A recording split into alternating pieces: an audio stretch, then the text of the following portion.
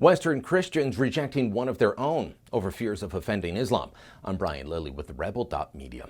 One of the biggest threats to Western countries losing their way of life, their heritage, as Muslim migration from the Middle East, South Asia, and North Africa continues, is self-censorship, placating at all costs the views of many Westerners.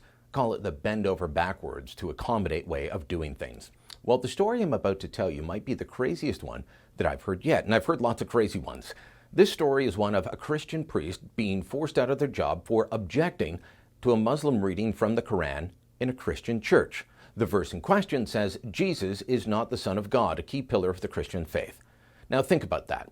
A Christian priest objects to a Muslim standing up in the middle of a Christian church service saying Jesus is not the Christ, and the priest loses his job. The church this happened in, by the way, continues to defend all of what happened.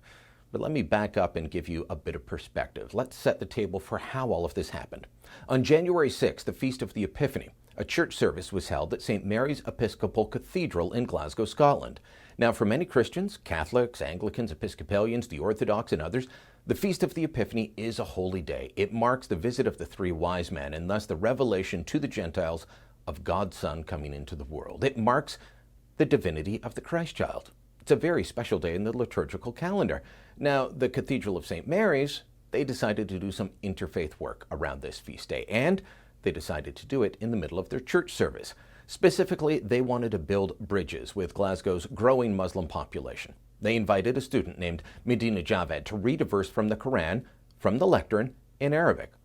Now, if you know anything about Islam, you know that Muslims revere Jesus as a prophet. They revere the Virgin Mary, but they deny the Christian teaching that Jesus is the Son of God. So Medina Javed is reading from Surah 19 in the Quran. This is part of the book that describes the birth of Jesus to a young virgin.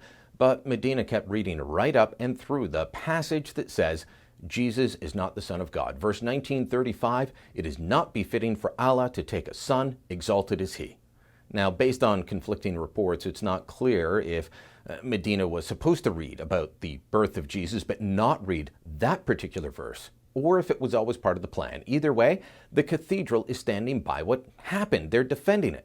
The provost of the cathedral, the Reverend Kevin Holdsworth, says this has happened in the past. Quote, such readings have happened a number of times in the past, in this and in other churches, and have led to deepening friendships locally, to greater awareness of the things we hold in common, to dialogue about the ways in which we differ. That's all well and good, but when Reverend Holdsworth was asked whether it was known that the Quranic passage would include a denial of Jesus as the Son of God, he declined to say anything more. So how does this lead to a Christian priest losing his job? Well, the news of the church service kicked off protests not only in Glasgow or just in Scotland, but across Britain. One of the people to protest, to say this wasn't exactly right, is a man named Gavin Ashenden. Now, he's an Anglican priest, a theologian, and until recently, one of more than 30 people who carried the title chaplain to the Queen. Ashenden was one of the people that spoke out against the reading of the Quran during the Christian liturgy, and specifically this passage. He told the BBC this: the problem with what happened in Glasgow was that although it was presented as a way of building bridges and was a way of educating people, it was done badly, in the wrong way, in the wrong place, in the wrong context. Now, many in the media, including BBC and others, have portrayed anyone complaining about the interfaith service, including Reverend Ashenden, as being intolerant and divisive. But listen to more of what Reverend Ashenden told BBC. It should not happen in the Holy Eucharist, and particularly a Eucharist whose main intention is to celebrate Christ, the Word made flesh, come into the world. To have a reading from the Quran at that point was a fairly serious error for the Christian worshiping community. But to choose the reading they chose doubled the error. Of all the passages you might have read likely to cause offense, this was one of the most problematic. Reverend Ashenden wasn't being intolerant. He was defending his own faith, his own church, a member of which had just caused serious error and scandal among Christians. But for speaking up on this issue, he was deemed controversial. Didn't matter that even the left-wing BBC had spoken to Muslim imams who said they understood why what happened would cause offense to Christians, who said that interfaith meetings, while important, need to be handled with care. Reverend Ashenden, he was pushed out of his job as chaplain to the Queen. He could no longer hold that title. It wasn't Muslims upset that he had questioned what happened or criticized it. No, it was bishops of the Anglican Church, after consulting with Buckingham Palace, that decided a Christian priest defending the Christian faith was too controversial, and he had to go. Now, what's ironic here is you've got to consider one of the titles of the Queen is Fide Defensor. That's Latin for defender of the faith.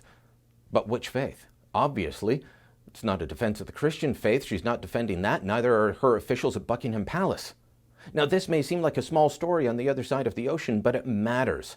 It is a symbolic story of what's happening around the world. People want to come to Western nations like Britain, like the United States, like Canada, to enjoy the values, the way of life we've built up. And then too many of our leaders in our societies capitulate, bend over backwards, even to change our society, when they're not even asked by the people they claim that they're acting for. Reverend Ashenden simply spoke up for his faith, and for that lost an important, even if mostly symbolic, job and title.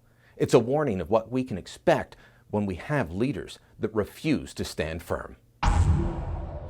If you like the video you just watched, make sure you never miss a Rebel video again. Click subscribe and make sure you share this video on social media like Facebook.